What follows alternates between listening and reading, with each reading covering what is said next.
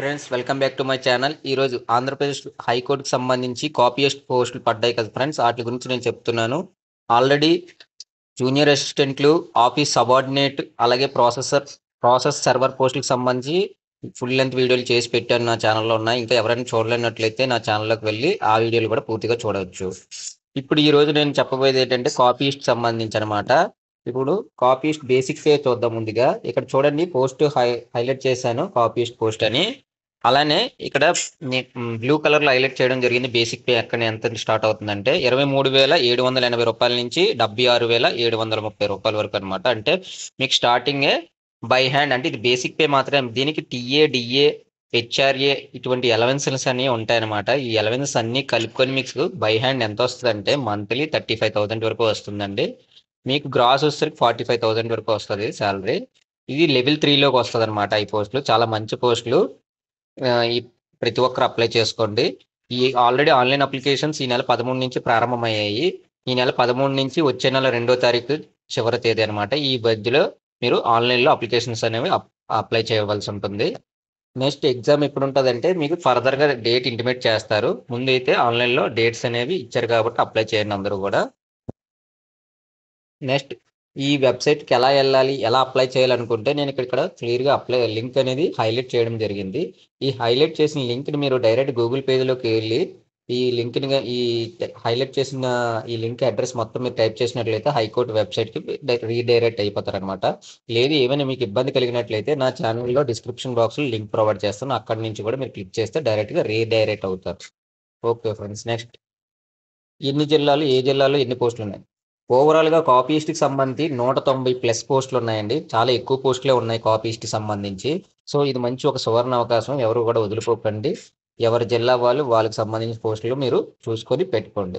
First ముందుగా అనంతపురం జిల్లా ఎన్ని పోస్టులు ఉన్నాయంటే 13 పోస్టులు. చిత్తూరు జిల్లాకు సంబంధించి 17 పోస్టులు. ఈస్ట్ గోదావరి జిల్లాకు సంబంధించి 17 పోస్టులు. అలానే గుంటూరు డిస్ట్రిక్ట్కి సంబంధించి 9 పోస్టులు. కృష్ణా డిస్ట్రిక్ట్కి సంబంధించి 36 పోస్టులు ఉన్నాయండి. కృష్ణా జిల్లా వాళ్ళకి చాలా ఎక్కువ పోస్టులు ఉన్నాయి, గమనించాలి. అలాగే కర్నూలు డిస్ట్రిక్ట్కి వచ్చేసరికి 7 పోస్టులు ఉన్నాయి. అలాగే ఎస్ఆర్ నెల్లూరు డిస్ట్రిక్ట్కి సంబంధించి 10 పోస్టులు ఉన్నాయి. అలానే ప్రకాశం డిస్ట్రిక్ట్కి సంబంధించి 16 పోస్టులు ఉన్నాయండి. అలాగే శ్రీకాకుళం డిస్ట్రిక్ట్ ఇక్కడ గమనించినట్లయితే 11 పోస్టులు ఉన్నాయి. అలాగే విశాఖపట్నం జిల్లాకి సంబంధించి 17 పోస్టులు ఉన్నాయి. అలాగే విజయనగరం సంబంధించి 9 పోస్టులు ఉండటం జరిగింది. వెస్ట్ గోదావరి చూసుకున్నట్లయితే 16 పోస్టులు. అలాగే వైఎస్ఆర్ కడప జిల్లాకు సంబంధించి 15 పోస్టులు ఉండటం జరిగింది. ఇది టోటల్ పోస్టులు అనమాట. దగ్గర 190+ ఉన్నాయండి. 190+ పోస్టులు ఉన్నాయి. చాలా ఎక్కువ పోస్టులు ఇవి ఓవరాల్గా చూసుకుంటే, కానీ ఇండివిజువల్గా చూసుకుంటే తక్కువే. చూసుకొని ప్రతి ఒక్కరు అప్లై చేయండి. నెక్స్ట్ దీనికి బేసిక్ క్వాలిఫికేషన్ ఏంటంటే ఇంటర్మీడియట్ ఉండాలండి. ఎడ్యుకేషన్ క్వాలిఫికేషన్ అంటే మీరు ఈ పోస్ట్కి కాపీస్ట్, అంటే ఆంధ్రప్రదేశ్ హైకోర్టులో పడ్డ కాపీస్ట్ పోస్ట్కి మీరు అప్లై చేయాలనుకుంటే మీకు ఉండవలసిన క్వాలిఫికేషన్ ఏంటంటే ఇంటర్మీడియట్ ఉండాలి. మీకు ఇంటర్మీడియట్ ఉంటే సరిపోతుంది. నెక్స్ట్ ఇంకోటి ఏంటంటే కంపల్సరీగా మీకు టైప్ రైటింగ్ అనమాట, హయ్యర్ గ్రేడ్ అనేది క్వాలిఫికేషన్ ఉండాలి. ఇది ఎవరు పెడతారంటే Andhra Pradesh government technical examination board అనేది మీకు yearly once or twice exam పెడుతుంది. ఆ ఎగ్జామ్ పాస్ అయిన వాళ్ళకి ఒక సర్టిఫికేట్ ఇవ్వడం జరుగుతుంది. అదే type writing higher grade qualification సంబంధించి. ఒకవేళ అది లేనప్పుడు దానికి ఈక్వివలెంట్ అంటే లోవర్ గ్రేడ్ క్వాలిఫికేషన్ ఉన్న వాళ్ళు కూడా తీసుకుంటారు. కానీ ఇది మ్యాండేటరీగా ముందు ఏంటన్నారంటే type writing higher grade qualification, అంటే హయ్యర్ గ్రేడ్ ఉన్న వాళ్ళు మాత్రం కంపల్సరీగా అప్లై చేసుకోండి. అలాగే ఒకవేళ హయ్యర్ గ్రేడ్ ఎవరైనా క్వాలిఫై అవ్వకుండా లోవర్ గ్రేడ్లో కూడా క్వాలిఫై అవుతూ ఉంటారు. అట్లీస్ట్ వాళ్ళు కూడా అప్లై చేసుకోవచ్చు. వాళ్ళు ఏంటంటే ఇందులో హయ్యర్ గ్రేడ్ ఇచ్చారు కదా, లోవర్ గ్రేడ్ మేము పాస్ అయ్యాము, హయ్యర్ గ్రేడ్ అవ్వలేదని చెప్పి అప్లై చేసుకోవడం మానేకండి. కంపల్సరీగా వాళ్ళకి కూడా ఇది మంచి అవకాశం, అప్లై చేయండి అందరూ కూడా. నెక్స్ట్ నెక్స్ట్ చూసుకునేసరికి తెలిసింది, ఇది మనకి బేసిక్గా హైకోర్టుకి సంబంధించి ఏ జిల్లా వాళ్ళైనా సరే తెలుగు ఉండాలి కంపల్సరీగా. అనంతపురం వచ్చేసరికి కన్నడ కూడా వచ్చి ఉండాలి. చిత్తూరు వాళ్ళకేమో తమిళ వచ్చి ఉండాలి. శ్రీకాకుళం, విజయనగరం వాళ్ళకైతే తెలుగుతో పాటు ఒరియా భాష వచ్చి ఉండాలన్నమాట. నెక్స్ట్ వచ్చేసరికి ఏజ్ లిమిట్. ఇక్కడ ఏజ్ లిమిట్ చూసుకున్నట్లయితే మీకు బేసిక్ క్రైటీరియా ఏంటంటే 18 ఇయర్స్ ఉండాలి. అలాగే మ్యాక్సిమం లిమిట్ ఏంటంటే 42 ఇయర్స్ అనమాట. 18 నుంచి 42 ఇయర్స్ ఉన్న ప్రతి ఒక్కరూ కూడా ఈ హైకోర్టులో పడ్డ ప్రతి పోస్టు అప్లై చేసుకోవచ్చు. ఇది ముఖ్యంగా ఈ రోజు నేను చెప్పేది ఏంటంటే ఇంటర్మీడియట్ బేసిక్ క్వాలిఫికేషన్ ఉన్న వాళ్ళకి. నెక్స్ట్ వచ్చేసరికి ఇంపార్టెంట్ పాయింట్స్ ఇందులో మనం ఆన్లైన్లో సబ్మిట్ చేసేటప్పుడు ఏ ఏ డాక్యుమెంట్స్ అప్లోడ్ చేయాలి. మీరు ఖచ్చితంగా మీ అకాడమిక్ సంబంధించి మీ టెక్నికల్కి సంబంధించి సర్టిఫికేట్స్ అన్ని ఒరిజినల్ మాత్రమే అప్లోడ్ చేయాలి. అంటే మీ 10th క్లాస్ 7th క్లాస్ ఏవైతే అది, అలాగే ఇంటర్ ఐటీఎస్ ఏదంటే మీ క్వాలిఫికేషన్ తగ్గట్టుగా మీ టెక్నికల్ హైయర్ గ్రేడ్ క్వాలిఫై అయితే hire grade, lower grade type writing pass అయి ఉంటే ఆ సర్టిఫికేట్స్ కూడా మీరు ఇందులో అప్లోడ్ చేయాల్సి ఉంటుంది అనమాట.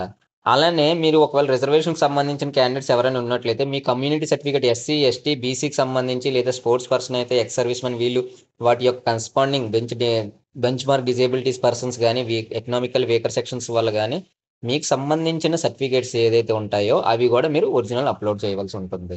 వీటితో పాటు ఎవరైతే బీసీ కింద రిజర్వేషన్ క్లెయిమ్ చేద్దాం అనుకుంటున్నారో వాళ్ళు కంపల్సరీగా బీసీఏఆర్, బీసీడి అని క్యాస్ట్ ఉంటాయి కదండి మీ బీసీలో.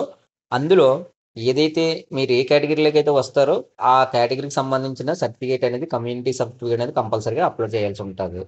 అలానే ఇందులో అప్లోడ్ చేసేటప్పుడు మీకు ఓబీసీ అనేది వ్యాలిడ్ కాదు. ఓన్లీ మీ బీసీఏ కేటగిరీకి సంబంధించింది మాత్రమే మీరు అప్లోడ్ చేయాలి. అలాగే నెక్స్ట్ వచ్చేసరికి ఎవరైనా ఇంకా వేరేగా లోకల్ రెసిడెన్స్ అంటే లోకల్ సర్టిఫికేట్ అని ప్రూవ్ చేసుకోవడం కోసం స్టడీ సర్టిఫికేట్స్ మీరు ప్రొవైడ్ చేయాలి. అది కూడా స్టడీ సర్టిఫికేట్స్ వచ్చేసరికి మీరు 7th నుంచి 10th క్లాస్ వరకు ఒక దగ్గర కంటిన్యూ చదివినట్టుగా, లేనట్లయితే మీ రెసిడెన్సీ సర్టిఫికేట్ని మీ తహసీల్దార్ దగ్గర సంతకం పెట్టి ఒక 4 years మీరు ముందుగా అక్కడి నుంచి అక్కడే ఉంటున్నట్టుగా అది కూడా మీరు అప్లోడ్ చేయవలసి ఉంటుంది అనమాట. అది ఎప్పుడు చేయాలి? మీకు ఏదైనా స్టడీ సర్టిఫికేట్స్ లేనప్పుడు. నెక్స్ట్ ఎవరైనా మీకు ఆల్రెడీ ఒకవేళ ఒకళ్ళ దగ్గర ఎంప్లాయ్ చేస్తున్నట్లయితే గవర్నమెంట్ సంస్థలో, మీరు ఆ సంస్థ నుంచి ఇవ్వబడిన ఒక సర్టిఫికేట్ ఉంటుంది. అది కూడా మీరు ముందుగానే అప్లై చేయాలి. దాన్నే నో అబ్జెక్షన్ సర్టిఫికేట్ అంటారు. 10th పాయింట్లో అబ్జర్వ్ చేయండి. నెక్స్ట్ వచ్చేసరికి ఎగ్జామ్. మెయిన్ అసలు ఎగ్జామ్ దేని మీద ఉంటుంది? ఎగ్జామ్ అనేది మెయిన్లీ మల్టిపుల్ చాయిస్లో ఉంటుంది అనమాట. ఆబ్జెక్టివ్ టైప్ అనమాట. ఇది కంప్లీట్లీ కంప్యూటర్ బేస్డ్ ఎగ్జామ్ అనమాట. కంప్యూటర్ మీద ఎగ్జామ్ ఉంటుంది. మీకు 80 మార్కుల క్వశ్చన్స్ ఉంటాయి. 80 మార్కుల్లో అందులో 40 మార్కులు ఏమో జనరల్ నాలెడ్జ్ సంబంధించి, 40 క్వశ్చన్స్ ఏమో జనరల్ ఇంగ్లీష్ సంబంధించి ఉంటుంది అనమాట. ఇందులో ఎవరైతే కాపీస్ట్ పోస్ట్కి అప్లై చేద్దాం అనుకుంటున్నారో వీళ్ళకి మ్యాథ్స్ సంబంధించి అంటే అథమెటిక్ కానీ రీజనింగ్ కానీ ఎటువంటి క్వశ్చన్స్ ఉండవండి. చూసుకోండి. మీకు 90 నిమిషాలు టైం ఇస్తారు. ఈ 90 నిమిషాల్లో 80 క్వశ్చన్లు మీరు మార్క్ చేయాలి. ఎటువంటి నెగిటివ్ మార్క్ కూడా లేదు వీటికి. ఓకేనా? నెక్స్ట్ ఇది కాపీస్ట్ పోస్ట్ కాబట్టి మీకు తర్వాత ఈ ఎగ్జామ్ పాస్ అయిన వాళ్ళకి స్కిల్ టెస్ట్ అనేది ఉంటుందండి. అది కూడా క్లియర్గా ఇచ్చారు, ఇక్కడ మెన్షన్ చేశారు 50 మార్క్స్ కానీ. ఆ స్కిల్ టెస్ట్ ఎలా పెడతారు ఏంటనేది ఫర్దర్గా మీకు ఎగ్జామ్ అయిన తర్వాత అప్డేట్ చేస్తారనమాట. నెక్స్ట్ సిలబస్ చూసుకున్నట్లయితే మెయిన్గా చెప్పాను కదండి, only general knowledge, general English. General knowledge అంటే history, polity, economy, current affairs, especially మన ఆంధ్రప్రదేశ్ మరియు ఇండియాకి సంబంధించి. అలాగే జనరల్ ఇంగ్లీష్ సంబంధించి one word substitution, synonyms, antonyms, spelling errors, spotting the error, grammar, ఇటువంటి ప్రతిదీ అంటే ఇంగ్లీష్ గ్రామర్కి సంబంధించిన ప్రతిదీ, అలాగే కాంపరేషన్స్, ఈడియం ఫ్రేసెస్ అని ఫుల్ లెంత్గా మొత్తం 40 క్వశ్చన్స్ ఉంటాయి కాబట్టి ఈ ఫుల్ టాపిక్స్ ఇచ్చారనమాట. ఇది సిలబస్కి సంబంధించి.